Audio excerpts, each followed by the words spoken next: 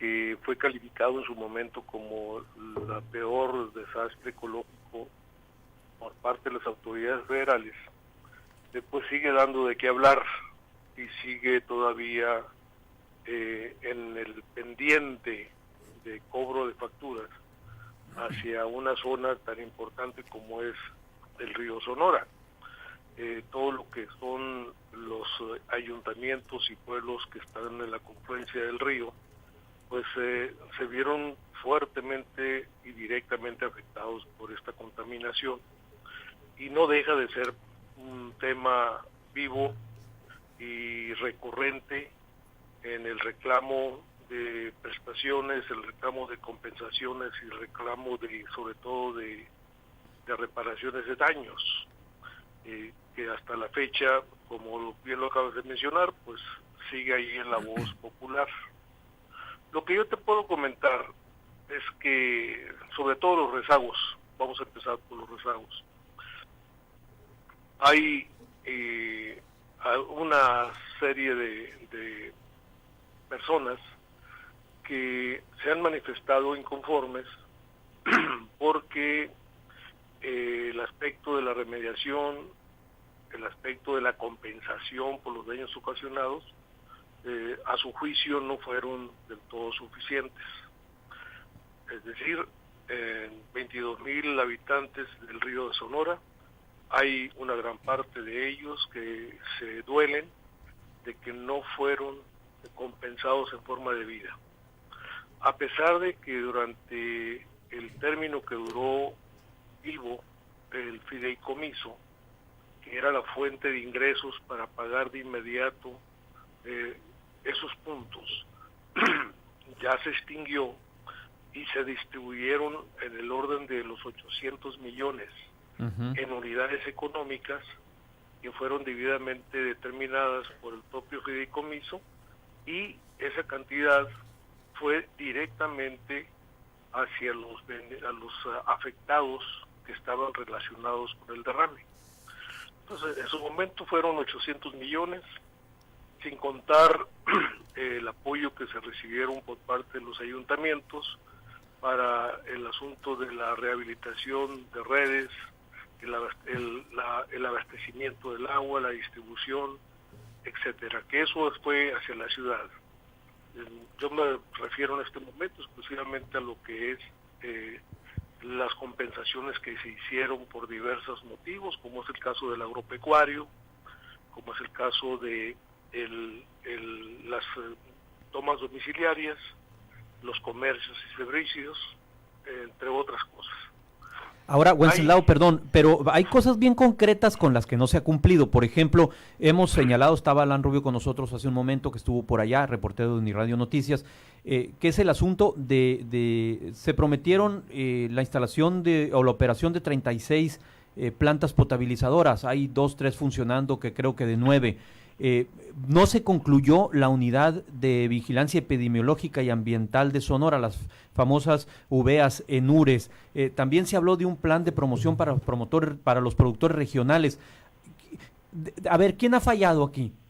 Mira, en el caso de lo que es UVEAS, se anunció efectivamente desde hace 2 años o 3, si mal no recuerdo, se anunció de que se iba a crear una clínica integrada para darle atención específicamente a lo que eran aquellos pacientes afectados y relacionados directamente con la contaminación. Eso era y es muy importante precisarlo. No era una clínica abierta como cualquier hospital que se puede construir por el gobierno y a dar una atención diversa a la comunidad. No. Era una clínica diseñada exclusivamente para atender a aquellas gentes que estaban detectadas con la afectación directa de la contaminación del río, y eran, como hasta hoy son, 381 personas los que estaban relacionados directamente con este problema. Al ser ese anuncio, efectivamente se hicieron unas especificaciones altas de una gran calidad para poderla llevar a cabo en URES. Por cuestiones que yo te ignoro, porque son decisiones que se toman en las unidades centrales, sobre todo en el caso de el comité técnico del fideicomiso, y también con los consensos y pláticas que se realizan con las autoridades directamente de México, como es COFEPRIS, como es la propia Semarnat, se dio marcha atrás a ese proyecto. En su momento yo mismo lo manifesté, públicamente lo dije, precisamente que estaban dando marcha atrás en virtud de que el servicio de salud a los 381 pacientes se vio continuar dando en la misma proporción y en los términos adecuados hasta el día de hoy, en un lugar no propiamente como clínica, sino que instalado es profeso en la ciudad de Ures para llevarlo a cabo. Muy bien. Y ¿por qué no se construyeron? Nosotros hace rato hablábamos de las plantas potabilizadoras y de cómo hay lugares en los que todavía no cuentan con el agua y se quedaron pendientes. ¿Por qué no se construyeron las plantas potabilizadoras que se habían prometido para esos municipios? ¿Qué se va a hacer? Ese es otro tema. Ahí, Katia, en el caso de las plantas potabilizadoras, también yo recuerdo que se anunciaron aproximadamente 36 plantas potabilizadoras en su momento, después se redujo a 26 y después se fue disminuyendo las cantidades hasta llegar a una cantidad definida por el Grupo México de 9 plantas. Mismas que no están funcionando 9 plantas. Hay 5 plantas fijas y 4 móviles que están ahorita funcionando, 4 de ellas. Te estoy hablando la de Bacanuchi, te estoy hablando de Arizpe, de Huepac, Aconchi y Babiácora.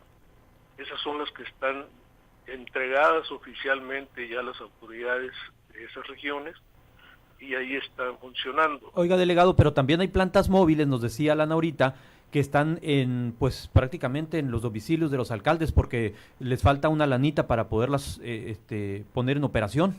Bueno, yo te puedo hablar de las que te estoy diciendo porque me tocó incluso ser testigo, al igual que el gobierno del estado, de ir a testificar su funcionamiento. Entonces, el asunto de la funcionalidad actual, yo pienso también que no es motivo de que estén paralizados, porque el Grupo México está comprometido a darle el mantenimiento y darle lo necesario. ¿Y por qué entonces? ¿Por qué en algo tan básico como el agua potable, como las plantas potabilizadoras, que creemos no es algo caro realmente y sí algo que debe resolverse o que debió resolverse en lo inmediato en esta región, porque estamos hablando de 4 años. ¿Cuáles son los argumentos que da Grupo México para que las plantas estén en la situación en la que están o la gente esté pasando por la situación en la que se encuentra? Bueno, principalmente, Katia, lo que se ha estado manifestando, y esto no es propiamente un argumento de Grupo México, sino que se deduce de el monitoreo que se está llevando a cabo con el agua. Sí. El monitoreo del agua se hace cada 2 meses y se está llevando a cabo por empresas particulares autorizadas por COFEPRIS y el propio CONAGUA, de tal manera que de ese monitoreo se desprende que las aguas que corren por el río no están contaminadas de acuerdo a la norma mexicana. Sí.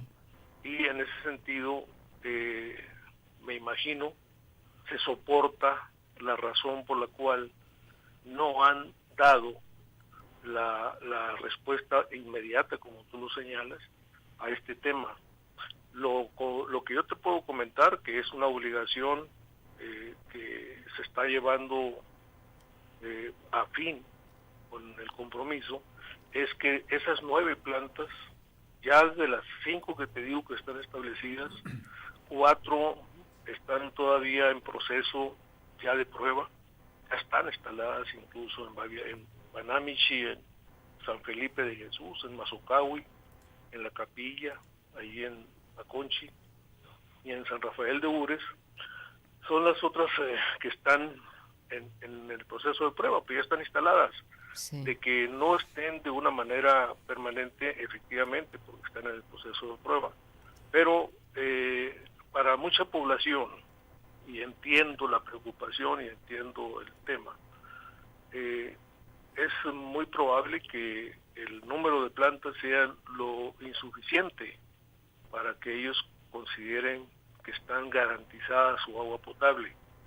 Pero por otro lado tenemos también los estudios que están realizando en el monitoreo del agua, donde te manifiesta que las aguas que están en los pozos de distribución, en las tomas de aguas que existen, es un agua potable. 750 millones de pesos de un total de 2,000 millones que no fueron utilizados para resarcir los daños ocasionados, ¿dónde están? No lo sé.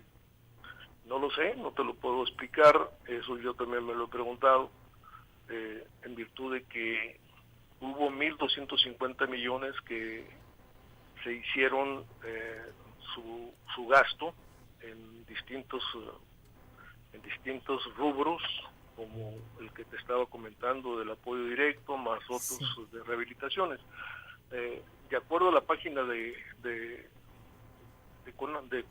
Semarnat, hubo 1.250 millones que se gastaron, quedan 750 millones pendientes, pero se da el caso de que el año pasado, por ahí entre el mes de abril, mayo, si mal no recuerdo, se fue notificado por parte del fideicomiso su extinción. ¿Por qué razón? Porque de acuerdo al dictamen emitido por el propio fideicomiso, el fundamento que tenían era que se había acabado ya la remediación, que ya no tenían ningún pendiente con la zona del río y que por lo tanto no tenía razón de ser la vigencia y la permanencia del fideicomiso. Y por eso se optó por terminar esta figura. Y de allí que esos 750 millones, que si entraron o no entraron a la caja del fideicomiso, lo ignoro, y en todo caso, al extinguirse, lo jurídicamente procedente es que se regresen al fideicomitente, que en este caso serían precisamente el Grupo México. Esa es una especulación y una deducción que yo hago por el hecho de que no se gastaron. Muy bien. Licenciado, pues le queremos agradecer muchísimo su atención y tomarnos esta llamada de teléfono. Pues como sabemos, el tema es amplio, es complejo, son muchos los pendientes. Seguramente nos estaremos molestando por ahí en el transcurso de la semana para darle seguimiento. No, con todo gusto. Yo estoy en la mejor disposición de aclarar lo que yo pueda aclarar, con todo gusto lo hago. Estoy también reiterativo manifestando pues que el tema es un tema de agenda que está pendiente. Hay facturas que cobrar en este tema todavía y por supuesto que los habitantes del río Sonora que se duelen de este tipo de situaciones y que las compensaciones no les fueron suficientes, yo lo he manifestado en forma reiterada.